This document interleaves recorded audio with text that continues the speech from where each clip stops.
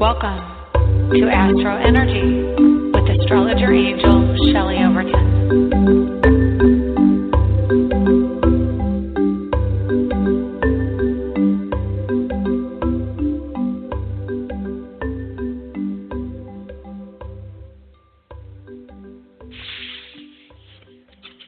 Hello and welcome to the AstroEnergy Astrology Show for November 1st, 2016, 11 a.m., 11/1. Boy, all the ones. It's awesome. In about 11 minutes, we'll have 11/1, 11/11. So that's pretty cool.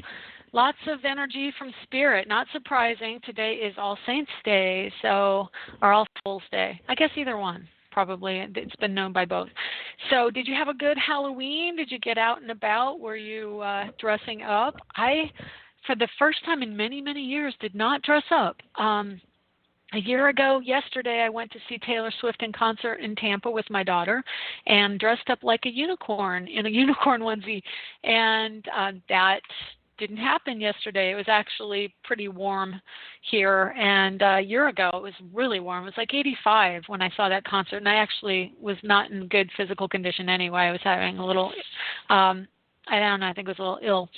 I had a migraine. I think that's what it was. And anyway, this year I just took it easy. I hung out in the house. I watched some spooky stuff and watched Dancing with the Stars, which is really cool, and just took it easy. So hopefully you all had a lovely Halloween. And yeah, so let's see what's going on in the sky. I don't even have a chart. I have so many windows because I was prepping here for the show, researching Mercury and trying to get that all taken care of so I could talk about Mercury, which is the topic of this week's show. And I've also been researching a little bit about the election because it seems to be changing energy, flipping, it's going from Hillary to Trump. And so I was just revisiting the energy of the chart. And for some reason, my computer's frozen up. So that's not good, is it? I'm just trying to open a window for what's going on right now. There, oh my goodness, what the heck? I just got a chart and it's nothing but numbers. It doesn't even have the symbols, so it looks like I'm going to have to it's really wild. I'll just go to a different website and call up a chart and see what's going on there. It's not going to deter me. So I'm just on the web. So I can't do my natural chart right now for some reason. Oh, and I also had an electrical blowout this morning too. I forgot about that. The whole wall with my computer shut down and actually the whole house, electricity shut down for a blip. Literally, it went off and then it went right back on. But I have a lamp and I have a computer on that wall, and they neither would restart after that, so I had to do some fiddling.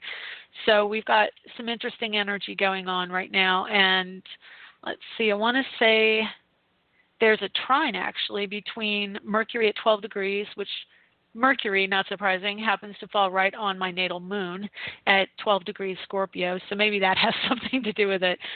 And then it's trining at 9 degrees Neptune in Pisces. We've got the moon at exactly 0 degrees Sagittarius right now. And I think it went in, I'm looking, this chart is not really big. So let me see if I can enlarge it a little bit here while I'm looking. It's kind of strange. I'm not really sure what that means for my program here. I might have to quit out of my interpretation program and reboot it because it seems to be squirrely right now. So I'll do that while I'm talking about this. So Mars is at 24 Capricorn, so he is wrapping up his time in Capricorn, and Pluto is at 15. So Mars is long past Pluto, but he's getting ready. Let's see, Mars takes about, I want to say 2 months to go through a sign. And so he's coming up probably in the next week or two. He'll be moving into Aquarius. And actually, I could probably look at that. Let me just look at that real quick and tell you. So Mars moves into Aquarius on the 10th of November. So it's right, about 2 weeks.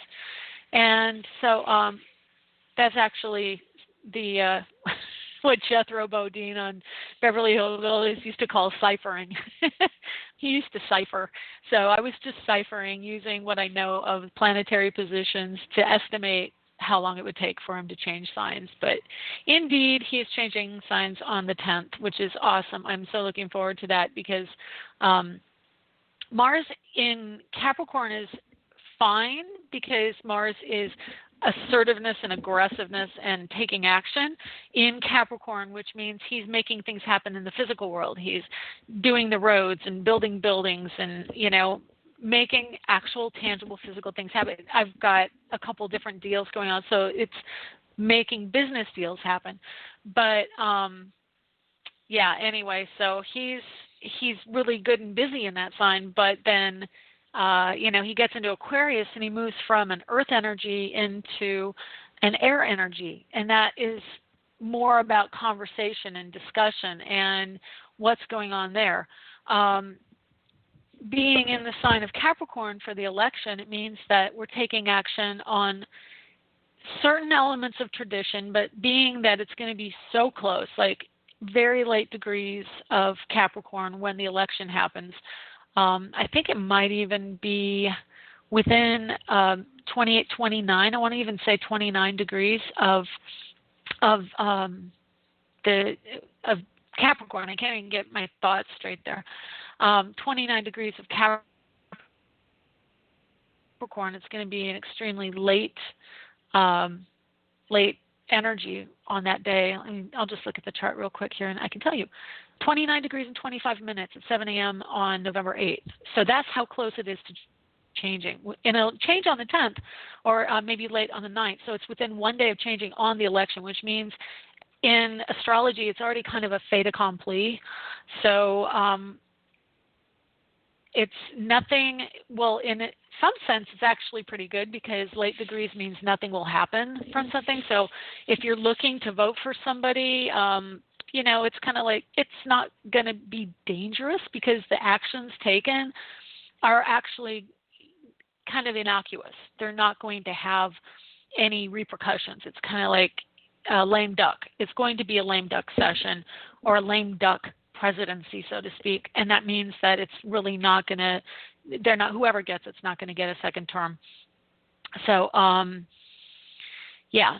So Venus also that day, 25 degrees Sagittarius, late degrees within 5. And then the moon changes signs before the end of the day. And so the closing aspect to the moon will be a sextile to Venus and an inconjunct or a semi-square to Mars. So that'll be an interesting presidency, to say the least. But it really is a presidency of transition that we are changing our ideology. And by the time the next election happens, which is 2020, that's a huge year. A lot of shift. And that presidency is going to have the election shift as well, the planetary shift of Pluto into Aquarius.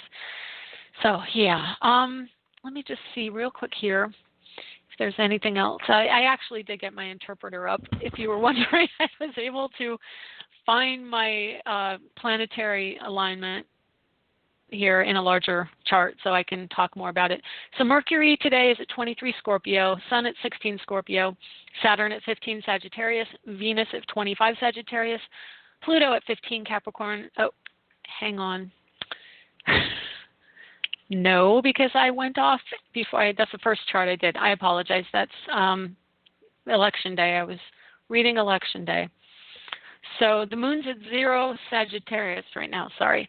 Saturn at 14 Sag, Venus at 17 Sag, Pluto at 15 Capricorn, Mars at 24 Capricorn, Neptune at 9 degrees Pisces in conjunct Jupiter at 11 Libra, trine to Sun conjunct Mercury at 9 and 12 respectively in Scorpio, and we have Uranus in Aries at 21 retrograde, and he is squaring Mars, which of course is very difficult. And again, when Pluto squared Uranus last year, November, for the last time, it was a really strong upheaval and pulling apart of political ideas and ideologies. That's Pluto and Capricorn is a major shift of the traditional structures we have, and Uranus is freedom, independence, and new way of thinking. So now Mars is squaring Uranus as Uranus has moved forward in degrees. And so Mars is really challenging it. He's saying, yeah, you are wanting to make this shift. Are you going to make it happen? But interestingly, in politics, both candidates, I kind of see as old guard. They're still kind of traditional in their own way, on some in some respects, and so it is to me kind of like there's still the old guard coming in, but the next election will be a younger group of candidates. I believe that this one is still kind of trying to say, hey, no, this is the way it should be done. And really, honestly, I don't think anybody's truly listening to what the country is saying. So it'll be interesting to see how it goes. I really think we're on the precipice of a whole new way of doing politics and learning and living that way. Okay. So let me see if there's anything else I want to say about that, because really I would like to take some calls today. And, it's 11:11, so make a wish, at least Eastern time. So anyway, Venus conjunct Saturn is going to be about owning your desire nature and desires for travel, education, spiritual growth. And so that can be where you're wanting to expand. And Venus, of course, is love relationships and the feminine. So it could mean that there is a transition time, like the Jupiter ruler of Sagittarius is saying, no, it's time to make those transitions.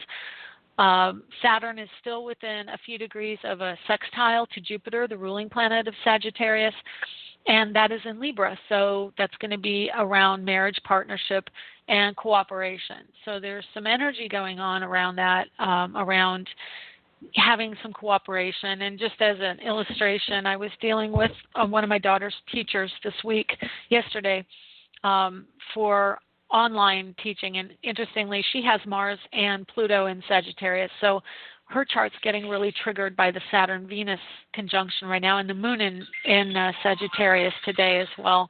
So we're going to see a lot of educational information coming out, or things that are going to expand our awareness of something, especially with the Moon going into Sagittarius. The truth gets laid out on the table. All of the information that was hidden by Scorpio, or I shouldn't say that, emotional energy and nurturing home life, probably real estate energy is going to be stronger because of the Moon connection to home and family. And then in a couple weeks when Mercury hits Sagittarius, that's when the real truth comes out. So it'll be interesting to see what happens the first week after the election, because that's going to be a lot of awareness of things that may have been going on behind the scenes of the election.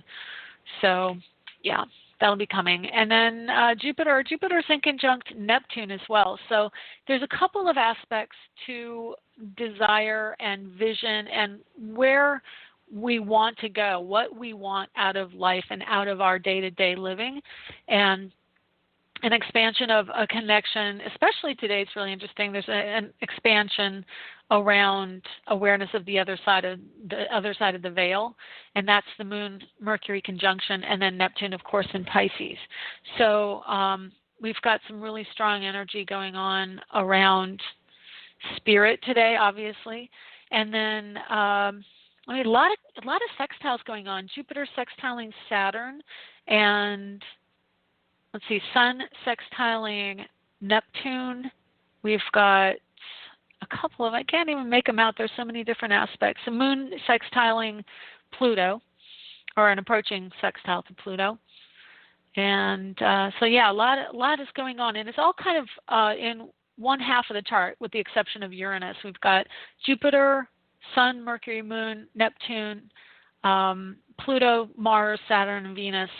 They're all on one side of the Earth right now. So yeah, it's a lot of energy in that half of the chart. So it's all about transpersonal, which means connection to others on a global scale. All of the planets between Jupiter and Libra to Neptune and Pisces are all about getting along with others in a holistic sense, in a humanitarian sense. And Aries, Uranus and Aries is the one lone holdout going, no, I want to do my own thing. So he's actually, it's interesting because Uranus is answering to Mars right now while he is squaring Mars, and because he's in the sign of Aries and Mars rules Aries.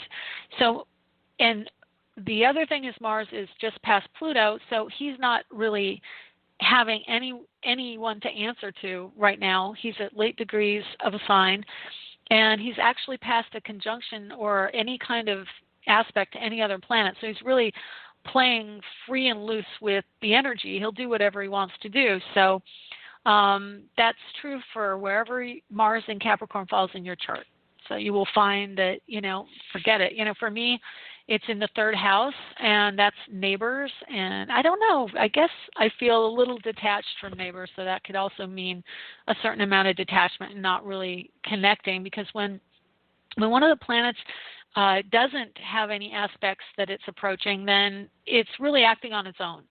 So you're finding that with Mars. He's kind of like, you know what, I'm going to be the lone dissenter. And because he's squaring Uranus and Aries is saying, but what about the analysis? What about the reason associated? What about all the other people, the society? And Mars is saying, yeah, too bad. I don't care. I'm going to go create this building on this piece of property where 24 people say, no, I don't want it there. I don't care. So that's the kind of energy we're having today. So, okay, now Mercury. I'm going to go over my notes with that and see where we go. So Mercury is actually the ruler of Virgo and Gemini, and he acts in different ways with those signs, and we'll get to that probably at the end, since this is about the mythology of Mercury. So Mercury was a Roman god, or that was his name in the Roman schools. And I honestly do not know what this means, but in Wikipedia, where I get a lot of my research, it said he was one of the Dei Consentus in the ancient Roman pantheon. So that tells me consentus, obviously the word consent. So he was, and Dei, D-E-D-I-I, the derivation I would assume is something related to a god. So he was a consensual god, or one that was aware of information, and that's just going by the breakdown of the words. So, and then it said that he was a patron god of finance. Can't get my words right, but he's the patron god of financial gain, commerce, eloquence, and poetry, message communication, including divination, travelers, boundaries, luck, trickery, thieves, and he's also the guide of souls to the underworld. And I take that to be, they say the underworld, that does the underworld mean if you're living on the human plane and it's down below in the negative, or does it mean that because he's a god, the underworld is Earth? I initially took it to mean Earth, but I think most people would agree it probably means the underside, the underbelly, the ugly side, probably the realm of Scorpio. And so he ferried people back and forth through from, I'm assuming, Earth plane to the underworld. And so his name is also a derivation of merx, possibly from Latin, which means merchant or commerce. Mercus, M-E-R-C-E-S, which is wages in Greek.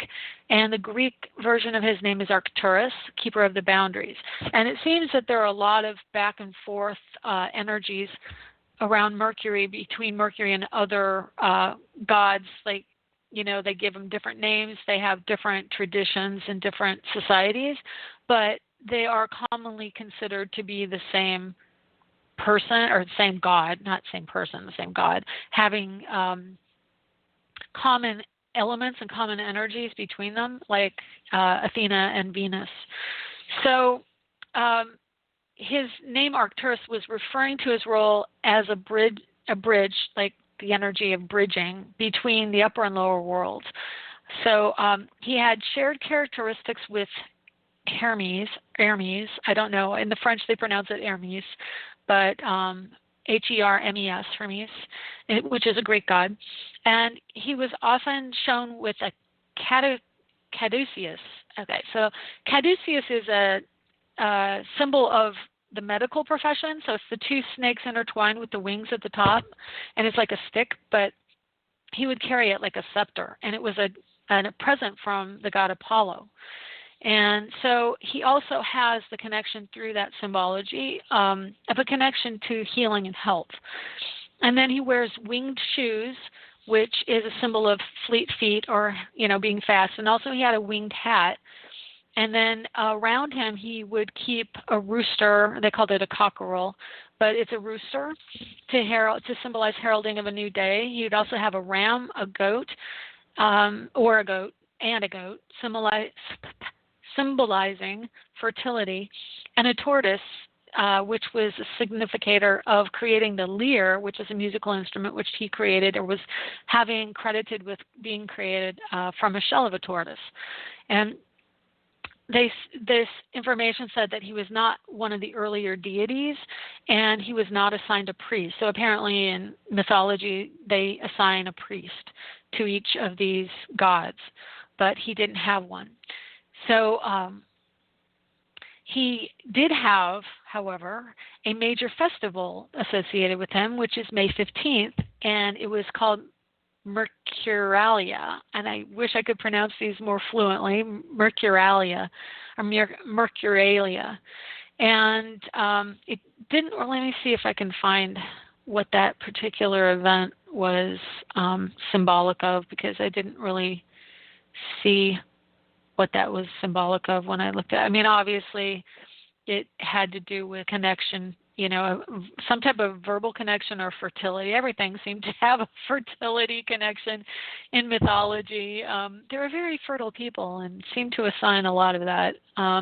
So basically, merchants sprinkled water from his sacred well near Porta Capena on their heads. So it was a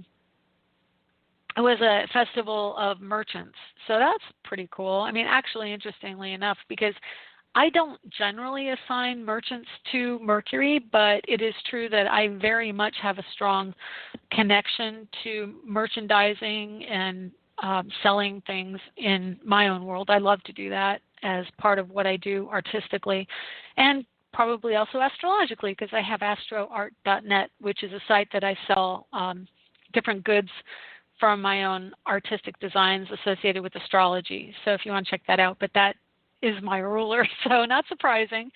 And then he was assigned to ferry a nymph across a river, I don't know which river, across to the underworld. Maybe it wasn't a river. He was assigned to ferry Larunda, who was a nymph, and he ended up fathering two of her children because he found her really cute, I guess. And so he had two children from that tryst, and hence the connection of Mercury and mercurial signs to twins. So he is the assigned ruler of communications. And what was the other thing? Oh, yeah, the merchandising and the money and the merchandise aspect of it. If you understand how astrology lays out, you have the assigned realm of each of the houses, and the second house in astrology is always assigned money. And then whatever happens in your chart, if you see the first house being the subject and the next house being the manifestation or the monetary gain from the house before, you can use that formula around the chart. And so that would mean that the third house, which Mercury rules, would be the second house from the house of money. So it would be investments and gaining financial gains from investments or things of money, so goods of money. It sounds kind of convoluted a little bit, but it's really money for money. So it takes money to make money kind of idea. And it also is getting money and goods from what you've already invested in. So a lot of times people say, well, when is the money going to come? Well, a lot of times it's when the planets transit to the third house out of the second house, because they go through the second house, they trigger your desire to make the money, and depending on what the other planets are, may not come. But then when it gets to the third, it tends to release the restriction, especially if it's Saturn, which, by the way, I have in my second house right now. So when it gets to the third house, you can see more fluidity, and it kind of releases. So currently we have Mercury in Sagittarius, or wait a minute, Scorpio. So that means that there's a really strong water connection to the energy of Mercury. So when we communicate, it's about the emotional side or things that are hidden, or we may withhold information because we're emotional and we don't want to, because really Scorpio is about power and control on some level. And so information is power. That's the sign that understands information's power. They're really great at picking up intuitively where people are coming from and what their Achilles heel is. So you can find out what, like, intuitively where people are coming from. And then when Mercury moves into Sagittarius, it's like the information can no longer be withheld. It has to come out, and it's right there. So that's the energy we're feeling right now with Mercury. But what was the other thing? Oh, yeah. So I was going to talk about Mercury as associated with Virgo and Gemini. So the Earth energy of Mercury is very much about imparting information to other people. It's all the physical, tangible things of Mercury. So it's help as it relates to other people and helping people. So it's about pharmaceuticals and doctors' offices and the doctors themselves and professions that are associated with medicine. And it's about healing aspects. And I personally have Uranus and Pluto right next to Mercury. Actually, it goes Mercury, Uranus, Pluto, Sun. So my Uranus and Mercury are conjunct, which adds the extra element of alternative health. And so the whole generation of the 60s had that energy around Virgo. So you're going to see that generation. You're going to see the generation of the early 60s to mid 60s having more of a concern for others and medical energy, and that will be a bigger thing, and it is a bigger thing right now. I mean, especially when we saw pharmaceuticals get pretty much carte blanche with the kind of ads they put up, and really pretty much took over the primetime ad space. But that's probably proselytizing, I don't know, or pontificating probably more. So, okay. Anyway, so Mercury in Gemini is about the twins. It's about two ways of seeing things. It's an air energy. It manifests in an air energy, so it manifests verbally. And people with Mercury in Gemini can say things and not necessarily know how they're going to come across when they say it. It makes them a little bit more skittish. I did not find, obviously, mythology didn't necessarily assign electricity to Mercury, but over the course of time, Mercury definitely has been assigned this electrical energy, especially in the sign of Gemini. So he rules communication through electronics and the transcription of information, any kind of imparting of information, educational or phone, computer, not through emotional means, but means, which is through cables, through light waves, through, anything along the lines of something going through the air. So it would be Wi-Fi. It would definitely rule that type of energy. Yeah, so I think that's a lot of information on Mercury, and I hope you enjoyed that little delve into the realm of mythology, because I'm enjoying learning more about mythology since I didn't really have a mythology class in college or high school. And so I'm just enjoying this series. So I'm going to take a quick break, and then we'll come back and take calls. So if you would like a reading, call in at 347-994-3365, and we'll talk to you on the other side. In these days of stress, running around, responsibilities, we all need a little place to go to make it all better. Is that place sports, football, or maybe you like to garden, paint, or just listen to music? Wherever your happy place is, you can find a shirt or mug to reflect that happy place.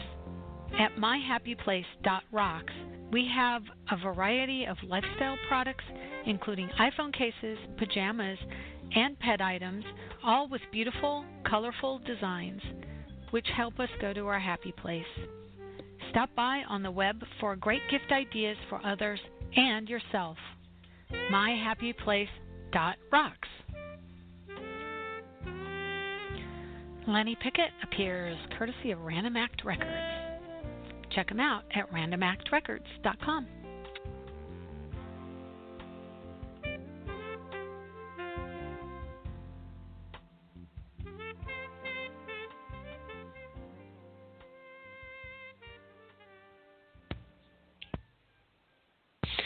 And welcome back. You are listening to the AstroEnergy Show on Blog Talk Radio. My name is Shelley Overton. I am an astrologer in Orlando, Florida. If you have any interest in getting a private reading from me, you can get me at astrologerangel.com. And just go to the readings tab up there and you'll see all the different types of readings that I give. And if you don't see what you're looking for, please do let me know because I can probably make something work for you. And also, if you're interested coming up this time of year, thinking just a little inkling about Christmas, I do computer-generated reports if you have someone you want to give a gift to, and you can also look for the gift certificate. I'm pretty sure that that's still active up there. So anyway, that's my little ad, my little moment. So let's see who we have today. Hi, 678. How are you?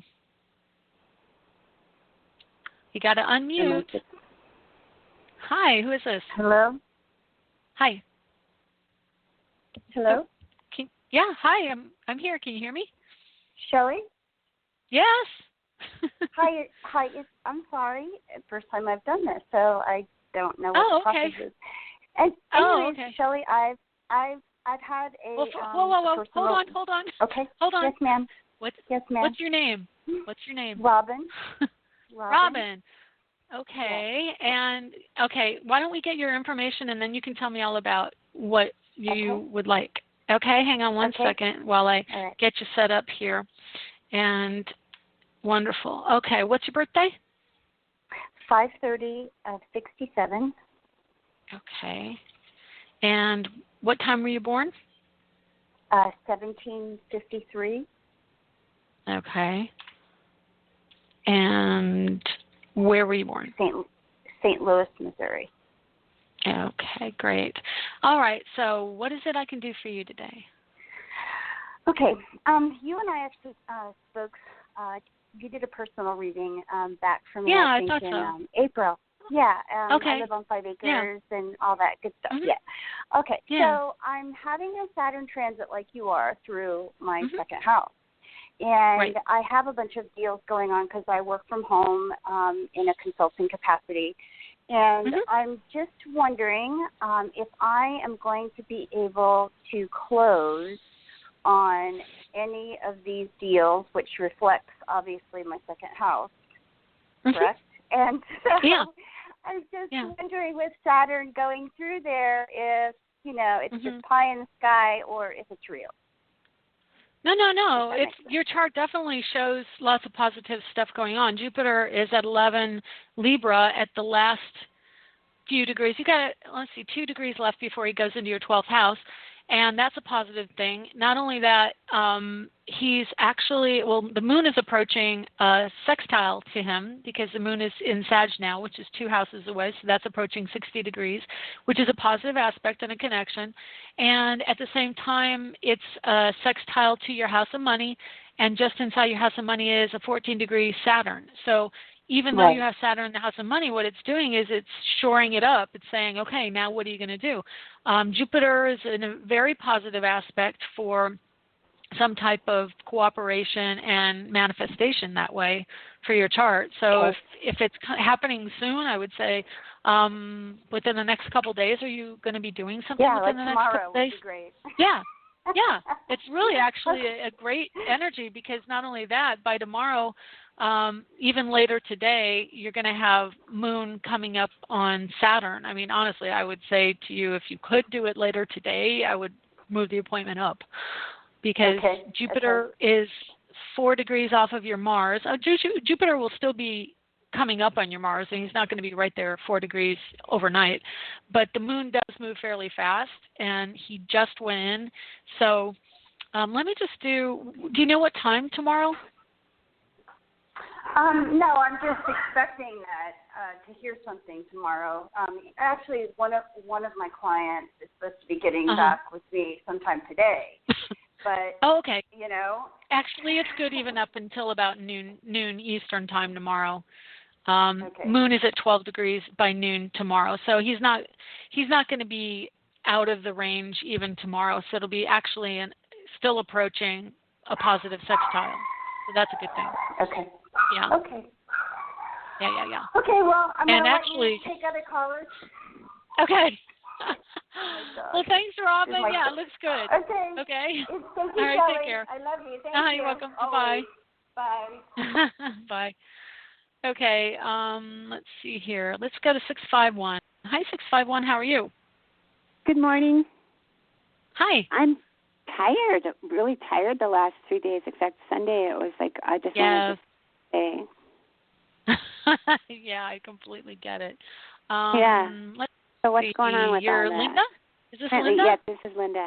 And it great. I definitely can feel the surrealness in the energies. Right. Very otherworldly, like. Well, it's also a square of Saturn to Neptune right now. And Neptune, of course, always rules anytime you're tired or sleepy or drowsy or want to daydreamy kind of quality.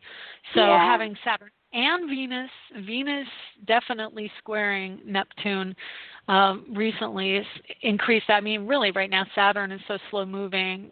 He's in square, and of course the Moon now is in Sagittarius, so he's going to be approaching the next couple of days, actually later today, a square to Neptune. So that's also going to add to it because it's that same water energy, at odds with each other. You've also got Sun and Mercury in Scorpio, which is that deep, moody, kind of broody energy. But in your chart, you have Neptune up there in Libra. So, it's Neptune in Libra is an air energy, so it can make you a little more alert. But definitely having Neptune in the sky squaring Saturn is going to add to that kind of sluggishness, because Sagittarius rules action and activity, and is being dragged down by the energy of Neptune, as far as like Neptune's that water, wants to have everything really emotional and wants to connect it. The interesting thing, though, too, is Saturn in Sagittarius is very much about spirituality through like religious activities and seeking out the connection of spirituality, and then Neptune connects us to the other side. And today, of course, being All Souls Day, All Saints Day, it's the peak. They say the veil is the thinnest now, and I can tell you, as a person who has been connected a lot in many different ways to mediumship, I have a friend who's a medium, I meditate, I'm definitely mediumistic, that energy is more prevalent right now, and the veil being thin means that we pick up that higher vibration, and the higher vibration can actually make us feel drowsy because it's so high. If you've ever, I don't know if you've ever sought out like a YouTube video and around angels or anything like that, a lot of times you'll just go, wow, I feel really tired. It's because you have to match that vibration, and it's such a high vibration, it actually kind of puts us asleep. It's really strange, but that's the way it works. So when you talk I was about like wide awake at like 4:00 this morning, like sometime just before 4:00, and it was, and I was like wide awake, and so I was like, okay, what's the message? Why am I awake? Exactly, because have you noticed that in the afternoon about 3:00 you get drowsy, and then at 3 a.m. you're kind of like, well, now I'm awake. That's an interesting little phenomenon I've noticed more and more lately, and I think it's associated with everyone kind of waking up to spirit, that now our bodies are so relaxed and open to what is being said from the other side that we wake up and all of a sudden we're like a little radio tower, and our minds won't shut off. But in the afternoon, when, we're supposedly wide awake, or supposed to be, we get kind of drowsy and want to go to sleep. So I definitely think there's a connection to both of those. I mean, I see it in my parents. I see it in myself. Just the fact that when you eat, like right after, I'm in the South too, and, the whole idea of a siesta after lunch seems pretty good. But I think that it's rooted in like a cultural thing, a connectivity to spirit. And definitely that's part of what's going on right now. So I think you're right in alignment. I think our society tends to look at things like that as not normal. Normal is the alarm goes off, you get up, you work your day, you do your thing, and you go to bed when the news is over. But we're not really living in rhythm with the planet and with the sun and the moon and the stars that way. It's not a holistic way to live. It's an artificial way, because ever since, now I'm going to start monologuing, I don't mean to, but, we had lights invented, and once lights were invented, it gave us an artificial means of sleep cycles, because now we could work anytime, night or day. And normally, what used to be normal is you didn't have lights, you'd put on the candle and pretty much you'd get drowsy and you go to bed, because there was nothing stimulating you past dark. And it's not that way anymore. So I think this is really kind of a wake-up call for everyone to just really recognize that this is the Earth cycles. That's what it is. And when you're more in tune with Earth cycles, you're more in tune with Spirit, and Spirit can guide you. I mean, I'm a huge advocate of paying attention to your inner voice and really listening to what Spirit tells you. And Spirit can speak in so many ways, definitely intuition. So anyway, that being said, did I answer your question at all? Yeah, sort of. It explains, sort of. What's going on. And I'm doing much better at just listening to what my body is saying. So like in the afternoon, my body is like, oh, I'm tired. I'm going to listen to my book and and escape that way. And and then, like I said, in the mornings, when I actually, it was like Saturday morning, I was awake real early, and then Sunday I just couldn't wake up, and then again this morning I was like wide awake early in the morning. So I'm listening more. I don't like try to distract myself from it. It's just kind of like, okay, here I am, and Annie, speak to me. Well, I can also tell you your chart is really strong right now around Spirit and listening to Spirit, because, Sagittarius is a strong energy in your chart. The house Sagittarius rules is the 9th house. You have Neptune, Mercury, and Saturn in that house. You have Sagittarius planets transiting your house of career. So it's right now in the sky today, Moon, Saturn, and Venus are all in Sagittarius.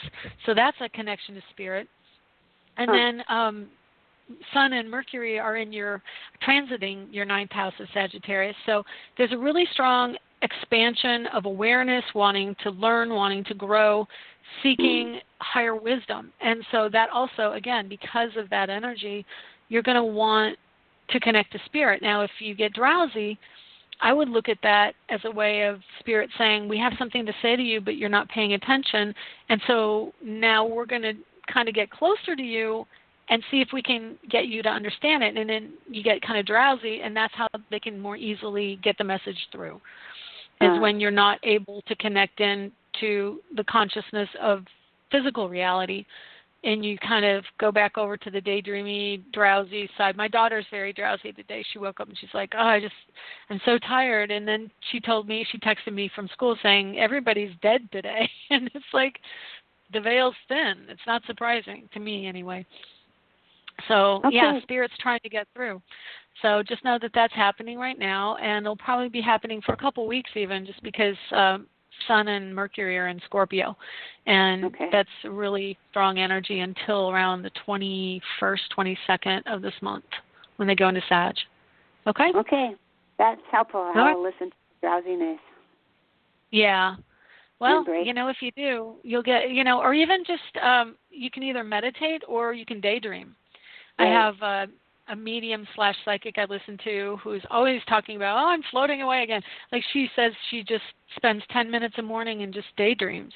And a lot of messages do come through, especially if you know that that's a time where Spirit can connect to you, even if, and I don't mean in a woo-woo way. I mean, you just daydream, and wherever your mind floats is actually where you need to be, I just want to be on an island with a martini or something. And then you go, wow, that'd be nice. And especially now with all the Sagittarius energy, maybe it's time to book a cruise or something, So just listen to wherever your mind floats away to.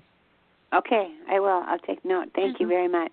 Yeah, you're welcome. All right, take care. Thanks for the call. Thanks, yes. Okay.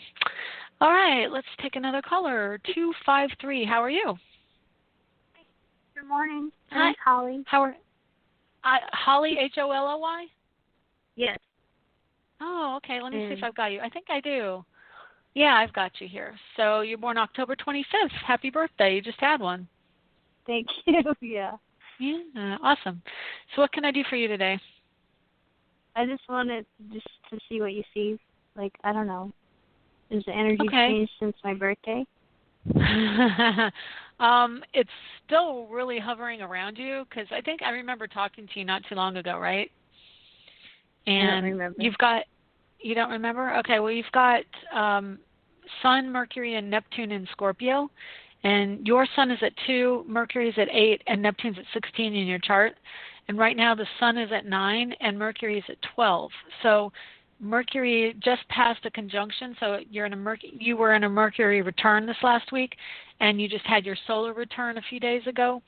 So the energies are really still strong with you, trying to connect and get you in touch with the deeper side of you. I apologize, I have the window open. I've got the trash truck going by if you hear noise in the background. Yeah, you've got Neptune in your first. So a lot of the stronger, longer transiting, heavier planets are still like hovering right around the cusp, ready to change sign or change houses for you. So there's like what happens at that point is you start to feel uncomfortable with the way things are going, and you start to want things to change. And I think over the course of the next year is when that's really going to happen for you, because Uranus is 3 degrees away from the cusp of your 3rd house, and Pluto is 3 degrees away from the cusp of your 12th house. And what else? And those are the 2 main planets right now for you, and that's a huge shift for you. So it has to do with how you earn your money in your career. It has to do with the people that you feel comfortable around. It has to do with money and how you're making money from your career, money that reflects who you are as a person. And all of those things are starting to get triggered for you. But this is not a quick process. This is, like I said, a couple years process, because while they're really close to the cusp, they are going to be there. They don't go through an area of the sky, an orb, for it takes them a while to get 3 degrees, and it'll take about a year and a half for these planets to move that far and stay there. So that this next year and a half is about really figuring out what you want to do with making money, and are you fulfilled? Saturn's in your house of career. It's wanting you to really find your adventurous spirit and seek out something that speaks to a freedom around your career. It has to do, if you're looking for a career change, definitely Saturn can change your career. I would say that there was a huge shift a year ago. Did you feel that? Not that I know of. I've been the same job a year and a half. Okay, so yes, a year and a half was probably, you just changed jobs a year and a half ago? Oh, I'm sorry, 2 years. 2 years this month. 2 years. Oh, okay, so let's just see what went on there. So 2 years this month, so that was 2014. We'll see what was happening in 2014 for you. And Saturn was late degrees Scorpio for you. So, yeah, it was at the end of a cycle for you, going within 7 degrees of your midheaven. And let me see, Saturn. It's actually approaching a sextile for you. So there's actually some positive energy coming your way in the next year when Saturn gets to the end degrees of your career house. You're going to have another opportunity to have more freedom within your career. And you have a very strong entrepreneurial bent and a need for freedom. Do you have any interest in moving long distance or farther away? Not at this moment, but I've moved a lot through my life. Yeah. I've moved about 20 times. Yeah. Same. I totally understand. Well, let's just look a little deeper. So is there something in particular, an area that you're not comfortable with that you want me to look at? Oh, I feel like I'm stuck and I haven't dated you are in a year and a half. Stuck. Yeah, I can you're a feel little it. stuck. Mars is in Capricorn, and Pluto's in Capricorn, but more so Mars is in Capricorn. And like I said, in a couple weeks he'll move into Aquarius, and that will actually open up your mind a little bit more. Like in Capricorn, he's very staid, very stable, wants to go over the same path multiple times, and it's in your 12th house of the subconscious and subliminal things. So that's like I'm stuck. It really is concrete feet. Okay? When he gets to Aquarius, the energy goes from concrete feet up into electrical brain. Okay? So if you can imagine that, it's like, slog, slog, slog, clop, clop, clop. It's like Frankenstein feet, like Young Frankenstein, the movie, like clop, clop, the big old shoes. And then he gets into Aquarius, and basically you go from the energy of Frankenstein's shoes to the electricity that made him come alive. Okay? Oh. To use some Halloween imagery. But, Mars goes, bam! All of a sudden, life hits. Electricity gives you a jolt. Mars goes into the brain and goes, zap, let's think. Now all of a sudden, where everything was in the earth plane, everything was very much traditional and going over the path I've already been 1,000 times.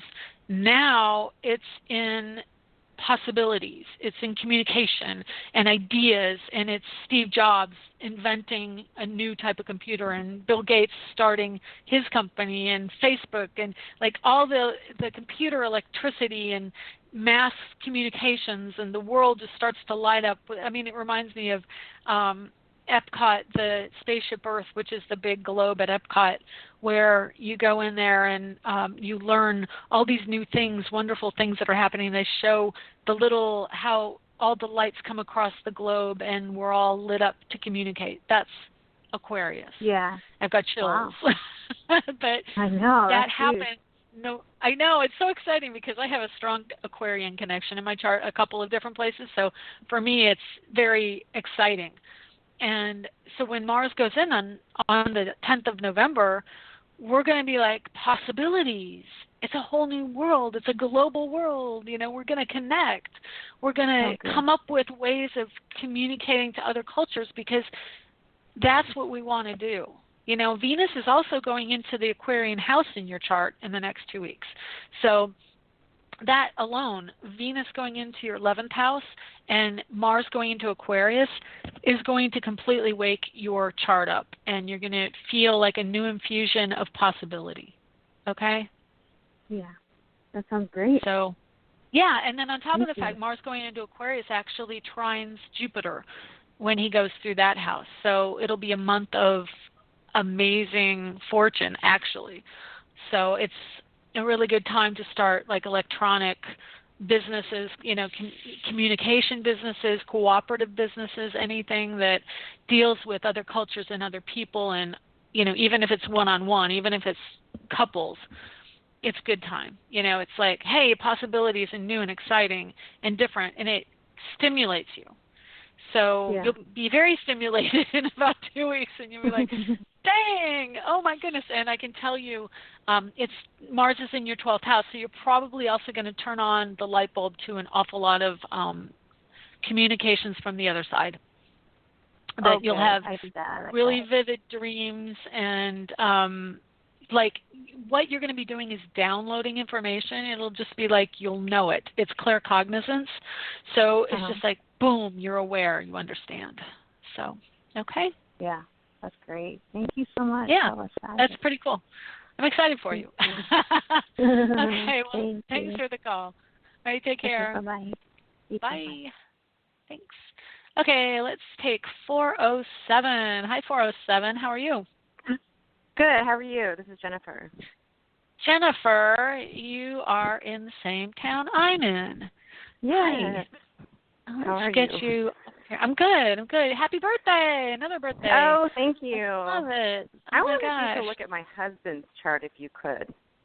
Oh, sure. Did we take his last time? Do you know? I don't see it. Yeah. Okay. A month or Well, so ago.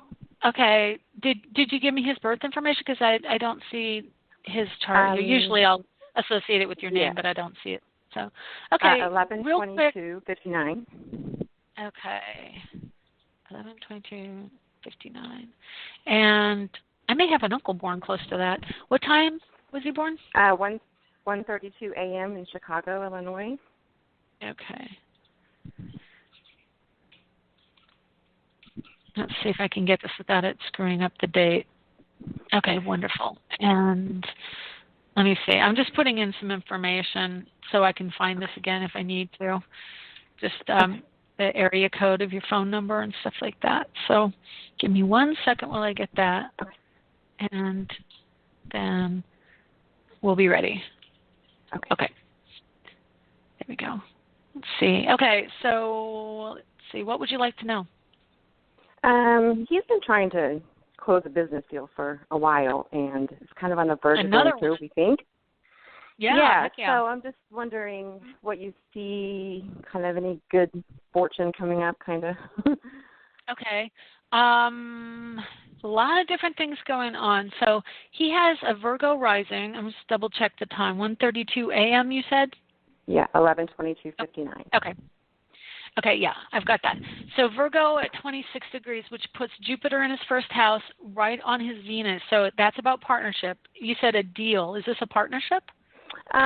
It's a business deal, kind of, with a partner, yes. With a bank and a partner and all kinds of stuff like that. Yeah. So that it looks really good. Hopefully he'll do it soon, like in the next week, because of the Jupiter conjunct Venus. That would be optimal. He just had Moon go into Sagittarius, which is money from investments. Like I said before, it's the second house from the second house, aka the third house. And he's got Sun and Mercury in the house of money in commitment, which is Scorpio. So let's see. So, I mean, are you looking for a date, or are you just wondering if it'll happen? I'm just kind of a date. I don't know, anything. It's been an ongoing thing for a couple of years now, and it's finally, I guess, coming to a head and gone through the bank, and the documents are coming in, and all that kind of stuff. And tell me what kind of field this business is in. It's in the renewable energy business.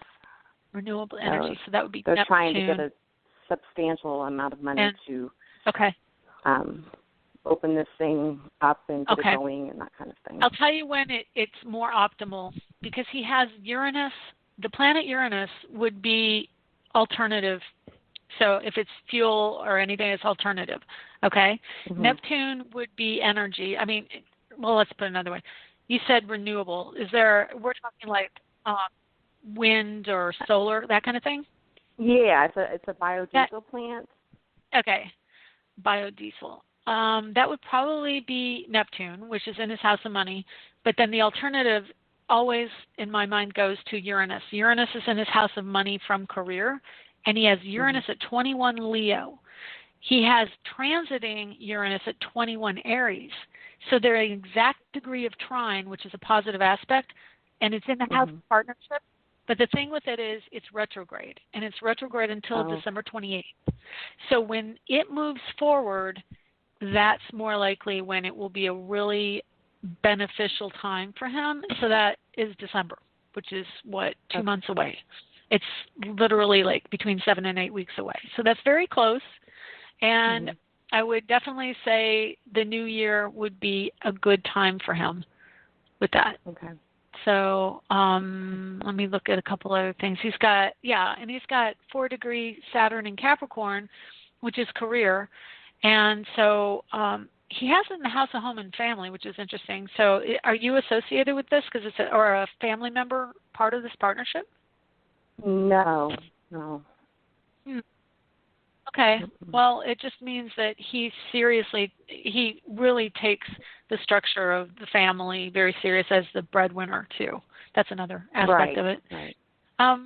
So really what I'm seeing is Saturn. Where's Saturn? Saturn's in his house of money from investment, and it's near Venus and That's Mars. Mars is the Venus the Venus is coming up within the next week or so. To going into his house. Yeah, Venus is coming up on his Saturn. Let me just look real quick on the ephemeris and see. So it has to be 4 degrees Capricorn. That's where Venus, we're looking for Venus. I'm saying this out loud because otherwise I'll, be like, what was that? 16th of November, Venus will actually be on his Saturn. And Venus is money as well. So there's some money energy coming there too. Okay. Yeah. So right now, Saturn's in the house of money from investments, and it's also just past his Jupiter. So that is the foreign energy, the foreign aspect of it. Is there a foreign investor coming in? Yes. It's a Swiss bank, actually. Ah, very cool. So, yeah, and That's Jupiter's weird. on his Venus, which is also the foreign aspect. Jupiter rules the foreigner in Libra, which is partner. And actually it's very strongly associated with his identity. This is a really big thing for him. I mean, he's like, he really wants this, and it really, it's like a gamble, but Jupiter on his Venus is like a good gamble, So Right. I would say even it's going to be exact. It'll be perfecting on the 10th. November 10th is exactly when Jupiter is at the same exact degree. It's within 1 degree right now. So building to the 10th of November. And then again, after December, there are a couple different dates for different things, but that's a huge thing in the next 10 days. So, yeah, and Uranus going direct is big for him as well. And I'm guessing that that's going to be a major shift around his career / finances and the interaction of you guys together with your joint finances. So there's a lot of potential. Anyway, I could go on and on, but yeah, a lot of good stuff. It looks.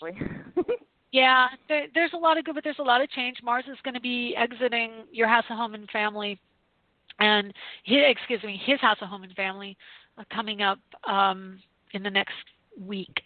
So let me just real quick look at that as well for you before I say goodbye, because the show's already over for people listening live. I apologize.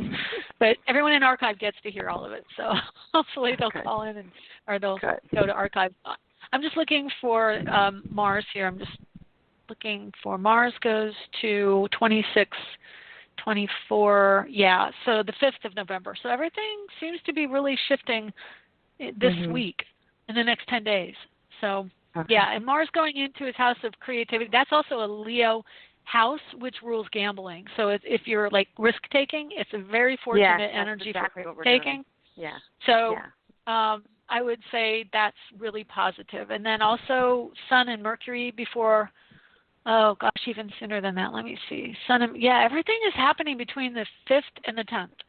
And Sun Mercury will be right on his Mars on that day, on the 7th. So, it's like this next couple weeks, everything seems to be really culminating. But I don't necessarily think things are going to start to really flow until after the first of the year. Uranus has to go direct, and it'll go into the house of joint finances, which right now Uranus is in partnership, and then it moves into the house of joint finances next year, and then that's when it's going to start to really heat up. Pardon the pun. So, okay. All right, good. Alrighty. Thank you so much, Shelley. it's a lot of movement and shift in his chart, and it's coming. So just tell him to have patience. It's on its way. Okay? Keep going. Okay, thank you so much. I appreciate it, Shelley. Lots of good stuff. Okay, take care. Thanks. Bye. Thank you. Bye-bye. Okay, that's the end of the show. Excited to be here next week. We've got Venus and Mythology, so that'll be fun. I think we already did Pallas Athena, so it'll be kind of similar, but we're going to have a good time with it. And it's a good month for it. So we got Scorpio, passionate Scorpio. So we'll talk to you soon, and take care. See you.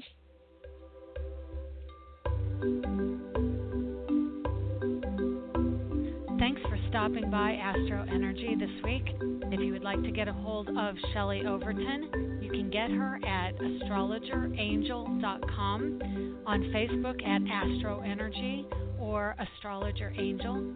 The music was provided by Kevin MacLeod at incompetech.com with additional music by Ironwood Rain. Check them out on the net